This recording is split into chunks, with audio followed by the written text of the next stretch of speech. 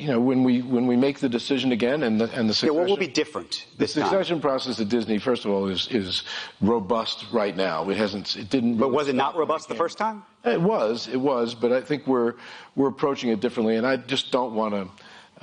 It's just not something I feel, other than saying that we're aggressively pursuing succession. There's no more detail that I want to give.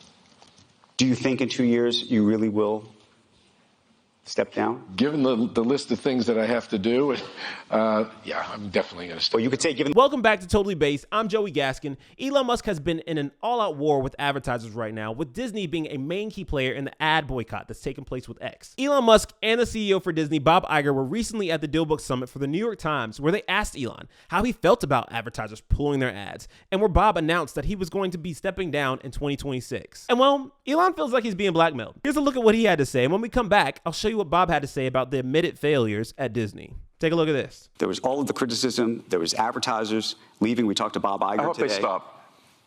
You hope? Don't advertise. You don't want them to advertise? No. What do you mean? If somebody's going to try to blackmail me with advertising, blackmail me with money, go f*** yourself.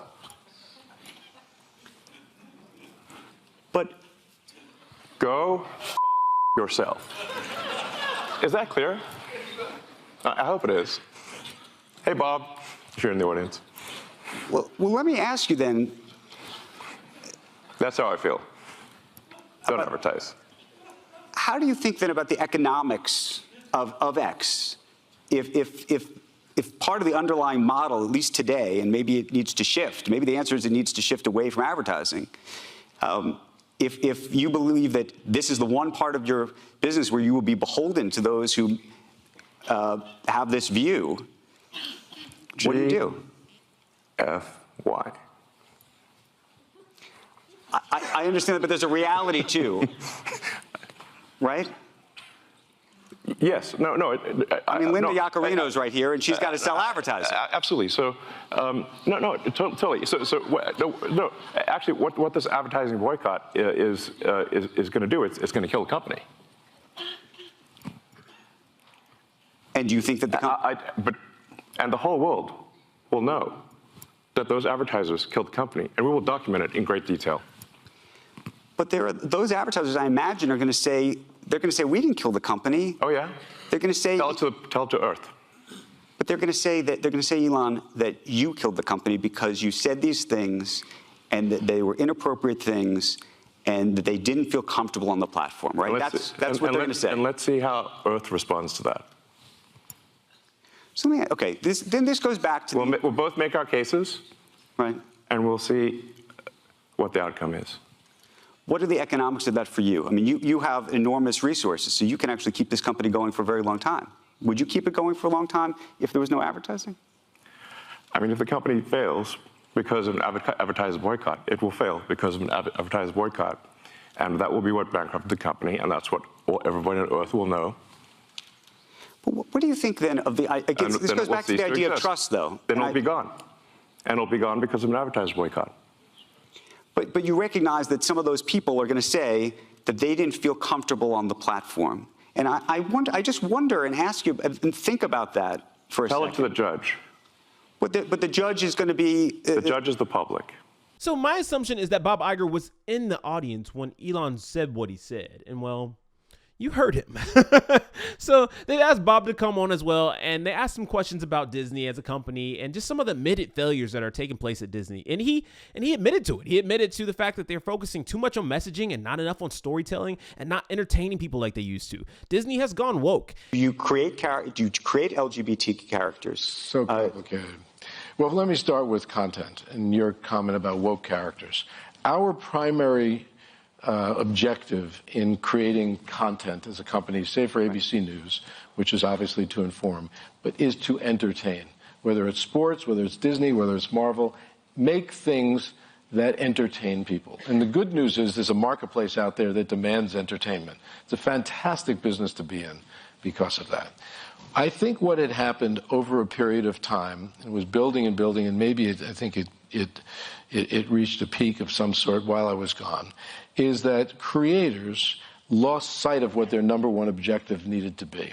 often when we entertain, and we've entertained as a company over the 100 years we've been in business, we have entertained with values and having a positive impact on the world in many different ways. I'd use Black Panther as a great example of that, just in terms of fostering acceptance, or the movie Coco, which Pixar did about the Day of the Dead.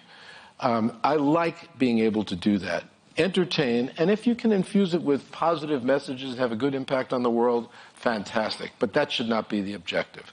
When I came back, what I have really tried to do is to return to our roots, which is, remember, we have to entertain first. It's not about messages. If you can do, again, if your story can have a positive impact, so there's that. And I've worked hard since I've been back at reminding the creative community, who are our partners, in some cases our employees, that that's the objective. Now, as you saw previously, Elon is obviously not holding back. And to be fair, the Patriots aren't either, because Seth Dillon, who's the CEO of the Babylon Bee, he's calling Patriots to stand up and to put their money where their mouth is. If you're on X right now, why don't you buy a premium account? Do something that's going to support this free speech platform, because to be honest, guys, it's really the last of its kind. And if they take this away from us, what will we have? So if you're on there, buy a premium account. You know, if you're a media company like the Daily Wire or like Timcast, have a greater ad spend. And that's what's taking place. Take a look at this. Deplatforming is always our biggest concern. You know, we were afraid that we were going to get deplatformed, and then Musk comes along, saves the bee and everyone else by buying Twitter, turning it into X, and trying to restore free speech. But they told us originally to go build your own platform if you didn't like their censorship. But you can't even go buy one of their platforms, because they'll still hold the money that comes from the advertisers over your head. The woke lovers of censorship control everything. And the only way to defeat them is to not care about money. It's to not care about your platform. It's to not care about your reach. It's to just care about freedom, stand your ground, and fight back. And so that's why we doubled our pledge to spend more on X, because defenders of free speech need support, direct support. You can't just be verbally supportive of them. You have to subscribe to voices that you like, that are speaking the truth, that are standing up to these powerful companies, because that's the only way that we can win this battle, is by fighting back. And, you know, Seth, there's not that many people who could actually do what Musk did. It takes money and it takes a will. And Elon Musk has the money, has the will, and thank goodness he's using it for free speech in America. A South African. Yeah, but American we all have something to lose. We all have. No, I agree. We all have something to lose. I mean, they're trying to raise the price of speaking freely so highly that no one's willing to pay it. And people have to be willing to pay a price for their freedom. And so we were willing to give up our Twitter profile in order to stand by that joke and say, no, we're not deleting it. People have to be willing to do that in order to actually see change happen. Disney and others pulling their money from X are doubling down on their own catastrophic woke strategies. And Disney has essentially destroyed its own stock value over the past few years by going woke. These companies continue to tell the world how proud they are to be woke. They really don't like free speech, and they especially hate any company or platform that can break their stranglehold on the media. The same media that has never been willing to say, go f*** yourself, to the likes of Disney. It's a true clash of the titans. Now, while the Daily Wire doesn't have Disney money yet, we see what Elon is doing with X as one of the most important things actually happening in the culture today when it comes to preserving free speech, which is why today we've secured a $250,000 spend for a takeover on X to promote our new feature-length comedy, Lady Ballers. Now, to me, that's really cool. I mean, and I know there are others like Andrew Tate, who's pledging $1 million per month. I think Grant Cardone is also doing something similar, like $1 million as well. So that's what it looks like, guys. That's what it looks like for us to build our own parallel economy. We have to put our resources together. If we don't, we won't have anything. We won't have anything at all. So just as a simple plug too, if you guys are going over to X to buy a premium account or anything like that, follow me while you're over there at Joey Gaskin, JoeyGaskin, over on X. So anyways, guys, if you like this video, please like, comment, share, and subscribe, and I will see you guys in the next video. Peace. So did you like that video? Well, if you did, you can always find more like it right here. And as always, stay tuned here on Totally Based for more news and culture. See you guys.